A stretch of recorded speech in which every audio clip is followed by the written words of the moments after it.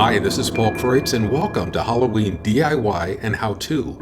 In this edition, I'm going to show you how to create this motorized overhead animator. With it, you can animate all kinds of Halloween props and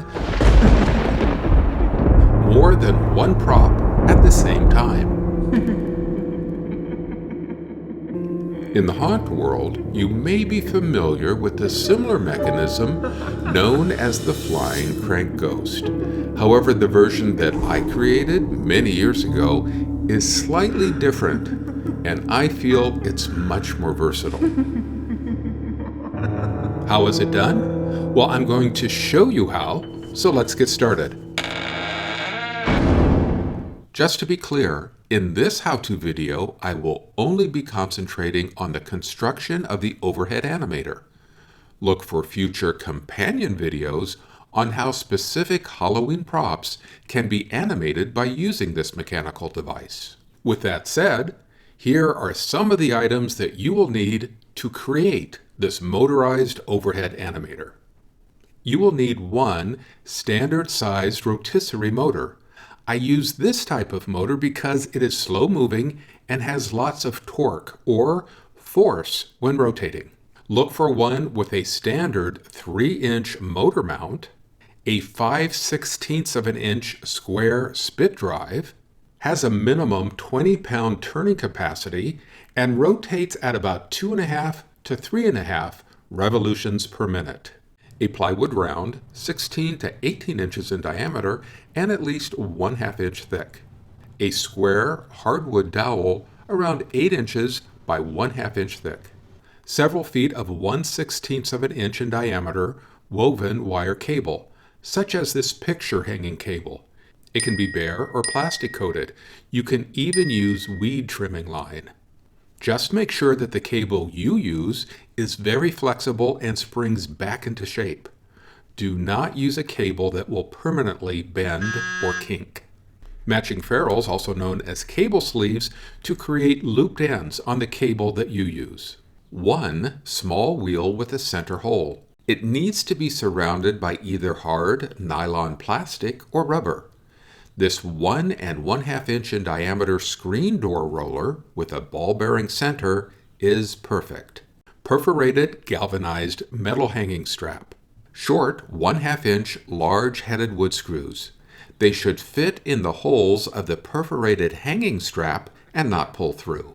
Several 5-inch leg eye bolts. If the ones available for you to use have a gap at the seam of the eye's opening, inserting a plastic or vinyl bushing into the opening will remedy that. Using these is optional. Several 3/4 inch screw eyes. A 2-inch corner brace and 2 of the mounting screws that come with it. The brace needs to be 3/8 of an inch wide. Small pulleys, the type with a pivoting top piece or something similar, like these screen door rollers. A thin yet stiff piece of cardboard, large enough to cut a 9-inch round out of it. And fishing line, either the clear or dark colored type. To start, I first prep the motor by removing the mounting hardware and spacers. Keep the screws, you will need them later on in this build.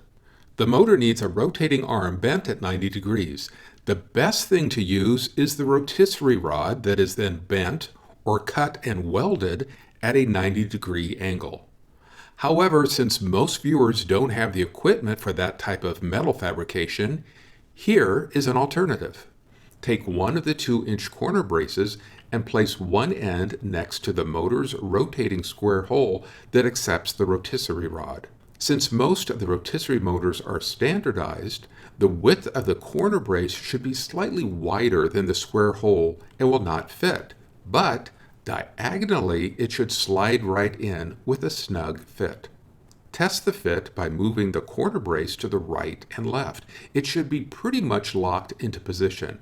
If there is some slight play to it, wrapping a single layer of construction tape around the inserted end will easily take care of that. Now, keep in mind that using the corner brace for the rotating arm is not as strong or reliable as using a fabricated metal rod. So be mindful that you don't overtax the rotating arm by having it lift a too heavy of an object or prop. We will eventually be attaching one end of the wooden square dowel to the corner brace and the rotating wheel to the other end.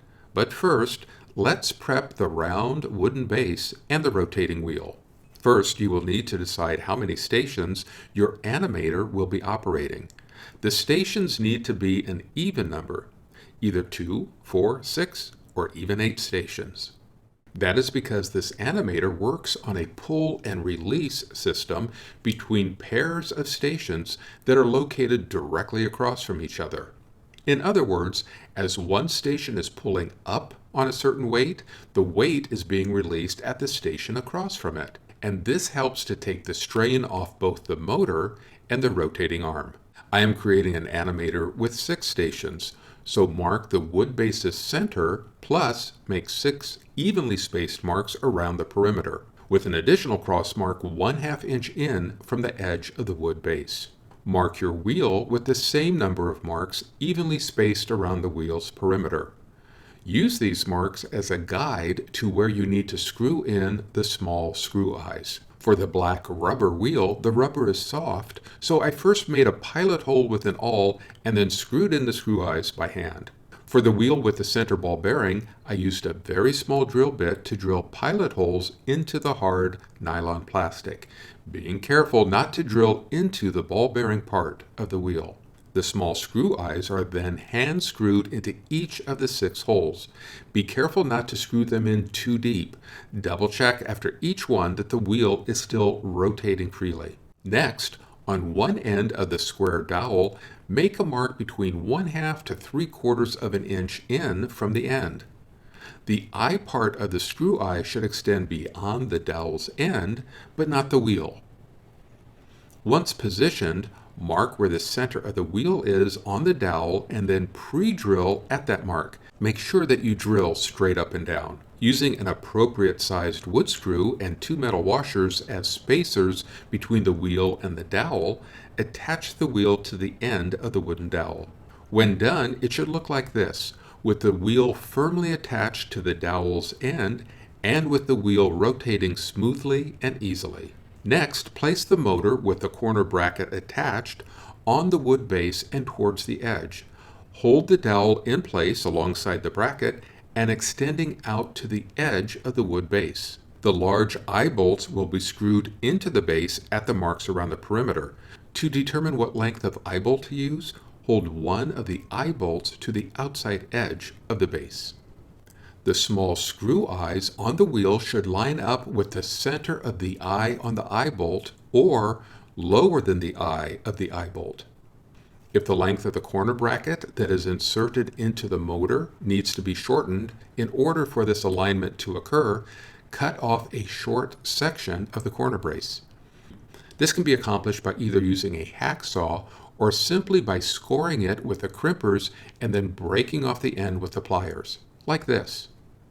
Next, pre-drill the marks along the edge of the wood base to prevent the plywood from cracking. Hand screw each one in until the sharp tip of the bolt is flush with the bottom of the wood base. Position all the bolts with eyes facing out and then fit them with the plastic bushings. The bushings will prevent the wire cable from being caught in the eyes joint. We are now ready to attach the motor to the wood base. Start by giving yourself guidelines that are in line with the motor's rotating square hole. Make your marks on 2 adjoining sides of the motor like this. Extend the wooden base's center lines, making sure that they are at right angles to each other. Fashion 2 pieces of the galvanized hanging strap to fit snugly over the motor. Bend the ends of these pieces at right angles so that they will lay flat on the wood base. Make sure that the holes in the hanging strap are aligned with the screw holes on the motor's faceplate. Attach these 2 pieces of the hanging strap to the motor by using the faceplate screws. Align the guidelines on the motor with the extended center lines on the wood base. You want the motor's rotating square hole to be centered with the base's center mark. When positioned, use the short, large-headed wood screws to firmly attach the motor to the wood base. Next, using your hand, hold the components of the rotating arm in place and extend the arm out towards one of the eye bolts. Keep the wheel's screw eye far enough away from the eye on the eye bolt, anticipating enough room for a connection loop made with the wire cable. Then mark the corner braces holes on the side of the wooden dowel. Turn on the motor and stop in front of a few of the eye bolts, double checking the distance. Make any necessary adjustments to the marks on the dowel. Also make sure that the dowel and the corner brace are perfectly aligned. Pre-drill those marks to prevent the wood on the dowel from cracking. Using two of the screws that came with the angle brace, firmly attach the brace to the dowel. Turn on the motor and double check that the rotating arm is evenly spaced away from each eye bolt. Next, we will attach the wire cables to the small screw eyes. Now you might be wondering, why not attach the fishing line directly to those small screw eyes? Let me demonstrate why with this string, which acts similar to the fishing line but is easier to see. When there is no tension on the lines during the release stage of the rotation, limp string or fishing line will have a tendency to drop down and become entangled with the rotating arm. I have sped up this video clip to demonstrate just what can happen. If it goes undetected, in time the ever-shortening fishing line will either pull the prop up towards the motor or pull the attached motor down. Well, that is if the fishing line or the prop does not break first. The use of the flexible cable that keeps its shape even when there is no tension on it helps to prevent this from happening. As an additional safety measure, cut a 9-inch round out of the thin, stiff cardboard and mark its center. Using glue or double-stick mounting tape, attach the round to the rotating arm, making sure to line up the center of the cardboard with the rotating access point of the arm. This cardboard disc will keep the wire cables away from the motor and the arm's moving parts. To attach the cables to the screw eye on the rotating arm, position the arm close to one of the eye bolts. Thread the cable through the bolt's eye and into one of the holes in the ferrule. Then through the screw eye that is closest to the eye bolt. Then through the remaining hole on the ferrule. Adjust the loop so it is about the same size as the screw eye. There should be very little excess cable end, if any, sticking out beyond the ferrule. Make sure the ferrule does not touch the eye bolt. When adjusted, firmly crimp the ferrule with the large pliers, locking the cable loop into position. Double check the cable and re-crimp the ferrule if necessary. Next, turn on the motor and rotate the arm until it is at the eye bolt on the opposite side. Stop the motor. Cut the other end of the cable long enough to create another loop at that end. You will need about 2 1/2 feet of cable for each station. This loop can be larger and should be 1 to 2 inches away from the eye bolt's opening. As before, firmly crimp the ferrule, locking the cable loop into position. Double check the connection and crimp again if necessary. Repeat this process until all of the small screw eyes on the rotating arm have cables attached to it, and each station's eye bolt has a cable passing through it with a looped end. Make sure that none of the cables cross. When done, it should look like this. To test the overhead animator, I am hanging fishing weights to each exterior loop. Here is the animator in action. Never run the animator without some type of resistance attached to each cable. It is this resistance created by pulling a weight that keeps the rotating arm's wheel constantly adjusting itself so that the small screw eyes are always perfectly aligned with their corresponding eye bolt. It is vital to the proper operation of this mechanical device that the rotating wheel always moves freely. Additionally, if you make a 6-station animator but you are only using 4 stations, remove the cables from the stations that are not in use. As the name of the animator implies, you will need to mount it overhead. There are many ways to do this. You can attach it on top of a prop wall, add mounting brackets to its underside and attach it to the side of a wall, or use two C brackets like the ones used for hanging bikes in a garage. Then attach it overhead to a ceiling, joist, or beam. Here is the type that I used. I first invert them, remove the foam sleeve, then drill 2 holes where the sleeve was to accommodate the ceiling mounting screws. This shows the 2 C brackets attached to the Animator's wood base. And here, with the Animator removed so that you can see, is how it is then attached overhead with screws. You are now ready to attach the fishing line to both your prop parts and to the Animator. When attaching the lines to the Animator, you can either tie directly to the cable loops, use S-hooks, or even small clamps.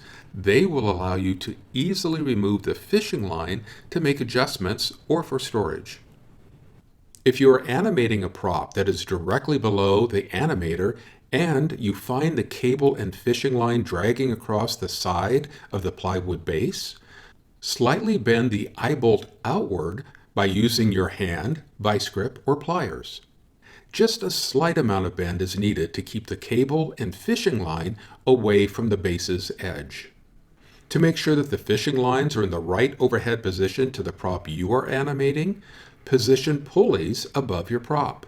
You can even use something like this sliding door wheel, anything that will keep the fishing line moving freely and without friction or drag. I hope that you will find this overhead animator a versatile tool when it comes to animating and bringing your Halloween props to life. As I mentioned before, please look for future additional companion videos to this video. It will have complete how-to instructions specific to that prop and how to integrate the overhead animator to it.